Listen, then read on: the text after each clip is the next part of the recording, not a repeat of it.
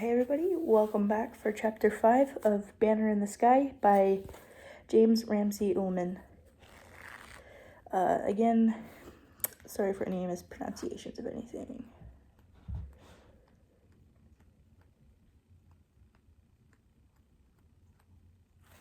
Alright, chapter 5, and Air. It was still dark when Franz woke him.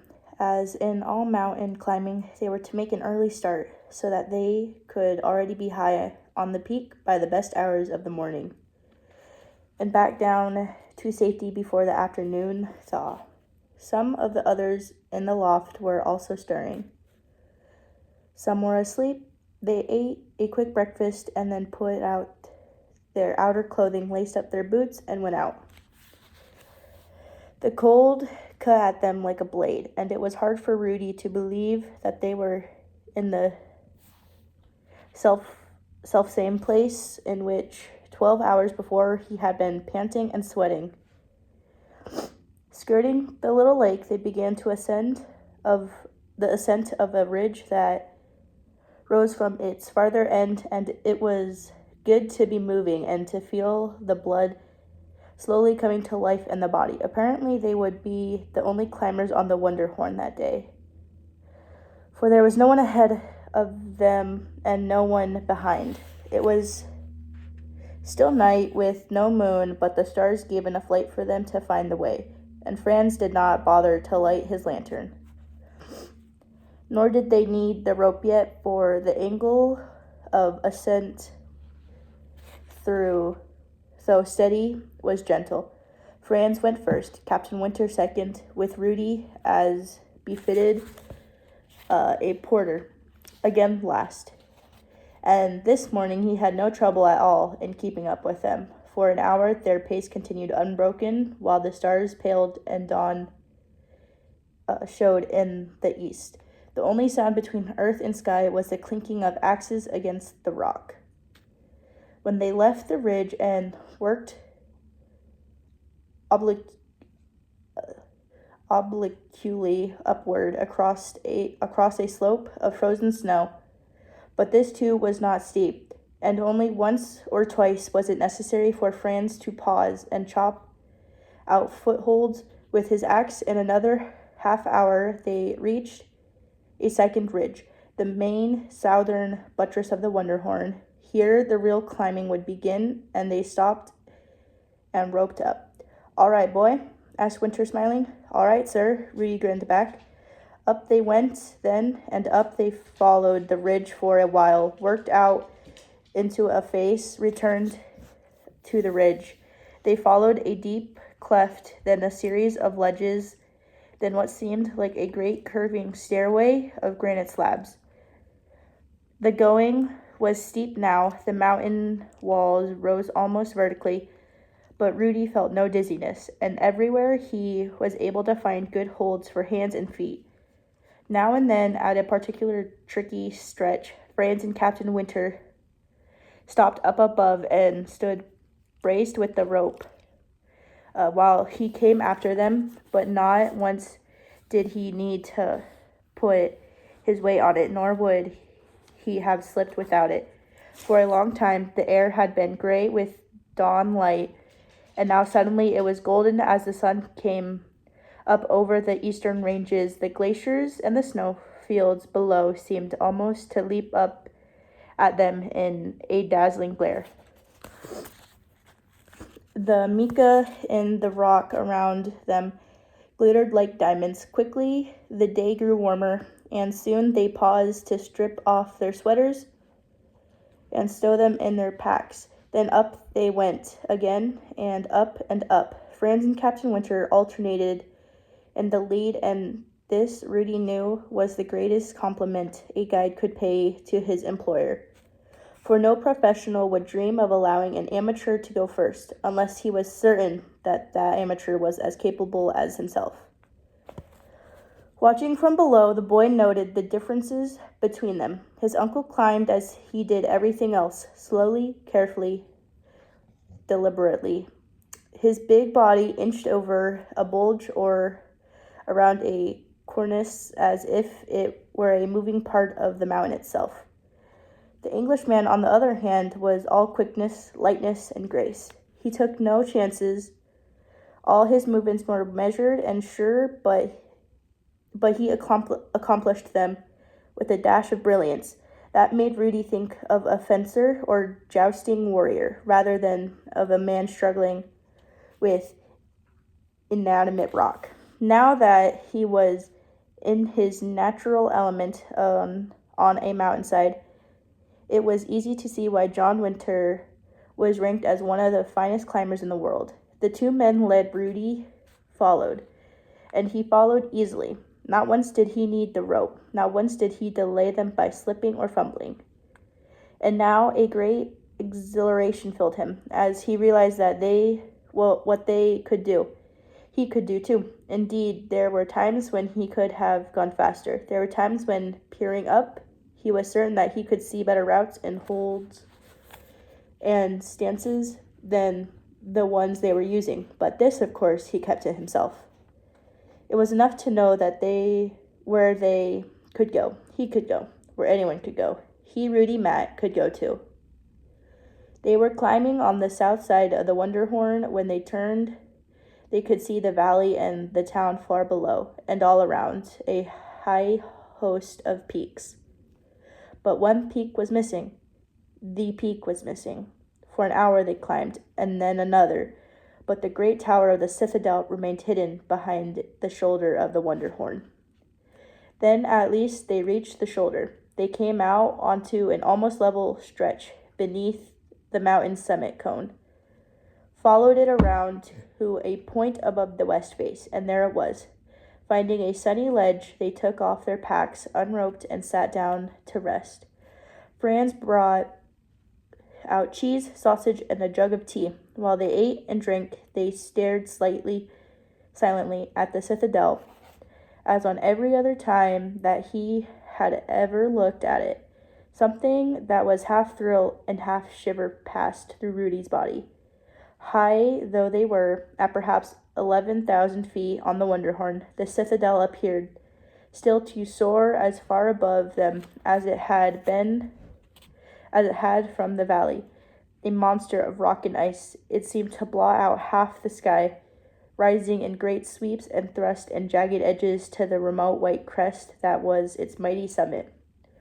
The other mountains round about it looked like foothills. It towered above them like a giant among pygmies, preeminent the king. For a long time no one spoke. Captain Winter ate his lunch almost without noticing it, his eyes squinting out across the gulf of blue space. And now Rudy knew why the Englishman had wanted to see the citadel from up high on the Wonderhorn, for much that was hidden from below was now plain and clear before them in the brilliant sunlight.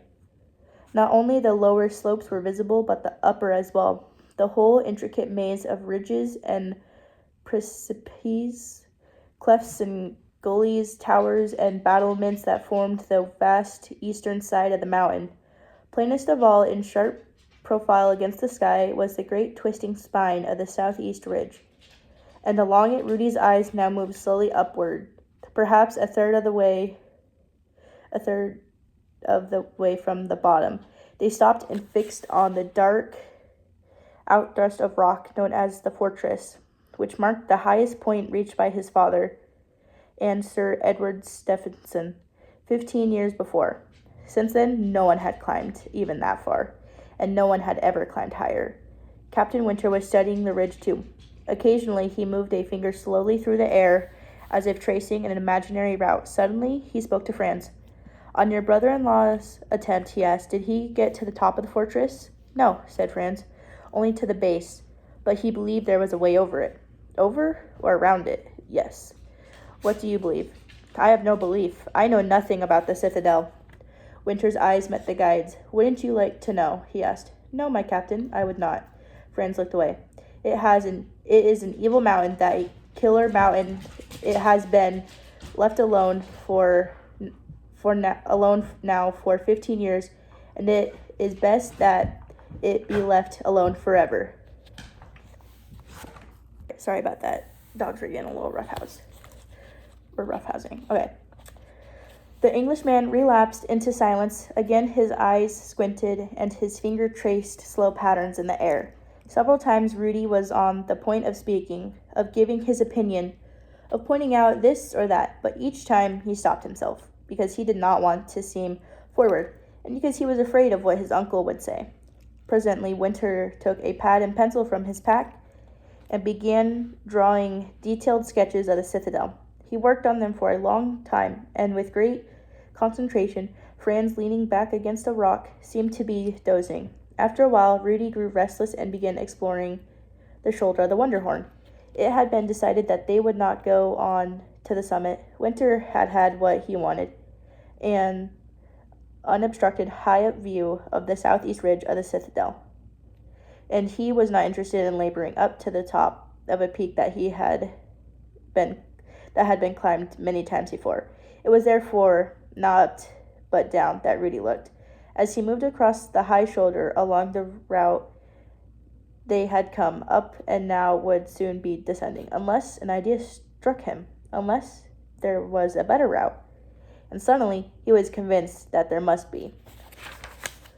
While the others still rested, he would spy out a better, more direct way down from the shoulder, and that would be his contribution to the day's climbing. Edging along the rim of rocks, he peered down, searching. A few yards along, there was a possible starting-off place, but investigation quickly showed that it led nowhere. Beyond it, however, was a second break in the rim that really promised a route. It began with a deep cleft or chimney, and down this Rudy lowered himself with ease. At the bottom was a broad ledge, and beyond it, to the left, a narrower sloping ledge, leading diagonally downward to a jutting platform. What was directly beyond that platform he could not see, but about 10 yards farther on the whole side of the mountain angled out in a fine, craggy ridge that would obviously be easy going the whole way down. Rudy grinned with satisfaction. The mountainside below the ledge and platform was steep, almost vertical. There was nothing but thin air for 3,000 feet to the glacier below, but mere steepness did not bother a real climber, so as long as there were sound holes for hands and feet, he would cross over to the platform, see if there was a way from its far side to the ridge, and if so, hurry back and tell the others of his discovery. He moved from the broad ledge to the narrow one. The granite wall above it was smooth, with no support for the hands, but he did not need any, for the 2 and 3 inch width of the ledge was enough for stance and balance. He took a careful step, a second step, a third. One more would bring him to the jutting platform, but before he could take it, there was a soft tremor beneath his feet. One moment his footing was seemingly solid band of mountain granite. The next it was a crumbling mass of loose fragments. With a violent leap, he thrust himself clear, lunged forward, and landed on the platform, and in the same instant behind him, the whole ledge on which he had been standing disintegrated and plunged in spinning fragments into the space below. For perhaps a minute he stood motionless, leaning against the rock. He struggled to control the rasp of his breathing and the pounding of his heart. Then, when he had half succeeded, he turned and looked and took stock of his position. First, he looked ahead toward the ridge and saw nothing. The mountain wall beyond his platform was marble smooth, without foot or handholds of any kind, and no climber in the world could have crossed it. Then he looked back along the way he had come, and this was little better. Where the narrow ledge had been were now only a few crumbled edges of broken rock. He looked up at a vertical cliff face. He looked down into space. How long a time passed before he moved again, he did not know, and then it was only a matter of inches to the edge of the platform. Very slowly and cautiously he extended one foot until it rested on the crumbled rock where the ledge had been. He put part of his weight on it, a little more, and the foot slipped. A moment later he tried again, and slipped again. Suddenly something happened to him. That had never happened before in his life. He was dizzy. The glacier far below him began to spin like a great white wheel. Sky and mountains spun, and a reeling, sickening Darkness closed in on his body and brain. Back on the platform, he clung to the rock with all his strength until at last the darkness lightened. The spinning slowed. He looked around again. His face was drawn, his lips white. I must call for help, he thought, but he couldn't call. He had no breath left, and he was too ashamed. Then in the next instant, he saw that there was no need to call. Captain Winter and his uncle were climbing down the cleft from the shoulder, and in a moment were on the broad ledge beneath it.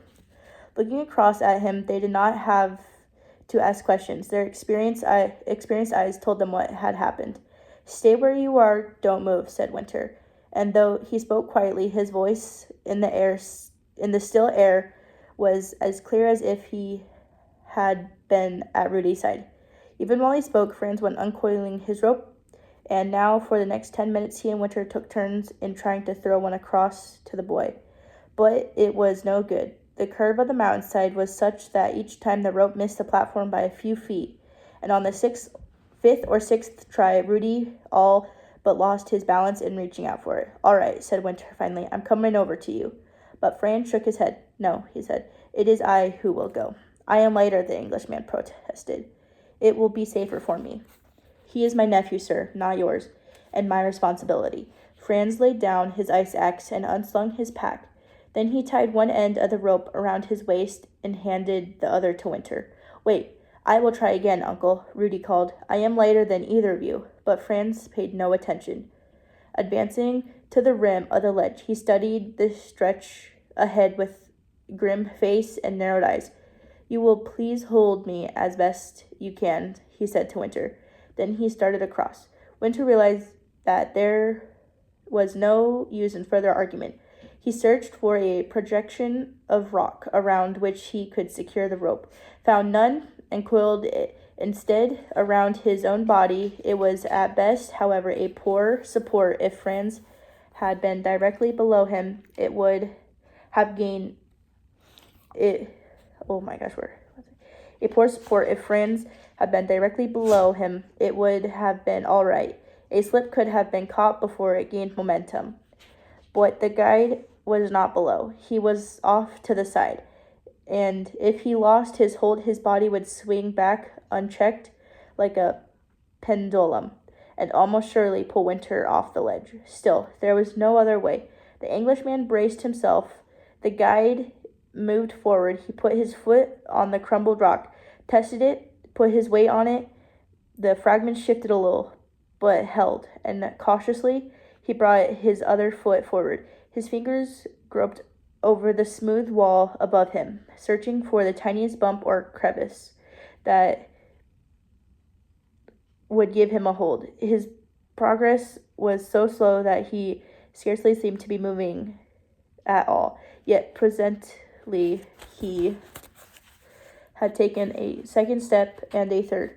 Only two more were now needed to bring him to the platform, but the first would be to spot where Rudy had tried to stand and slipped.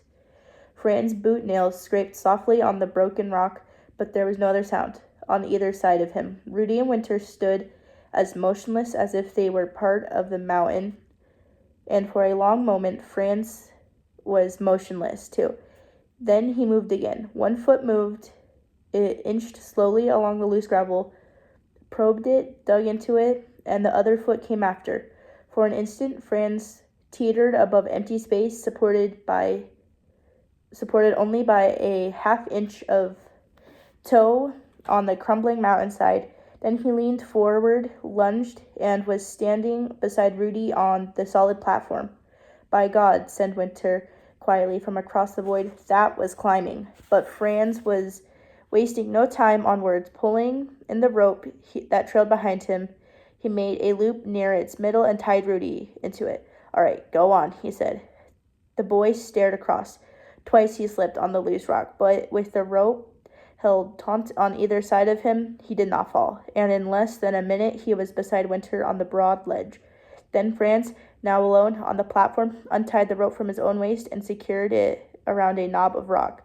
Winter pulled in his end again. The rope was drawn taut, and using it as a sort of handrail, Franz came quickly and easily across. "So," he said, That is done. There was, of course, no way of pulling in the length of rope that was tied to the knob. Cutting it loose with his knife, Franz fastened himself to the new shortened end and picked up his axe and pack. Only once, he glanced at Rudy, but his dark bearded face was expressionless. They descended almost in silence. Occasionally, Winter made a comment or suggestion about the route, but Franz merely grunted his replies. And to Rudy, he did not speak at all. The boy was now tied onto the middle of the rope, with the Englishman ahead of him and his uncle behind. The latter scarcely let him climb at all, but simply lowered him down the mountain, as he would have done with a novice tourist. The guides of Kurtul had a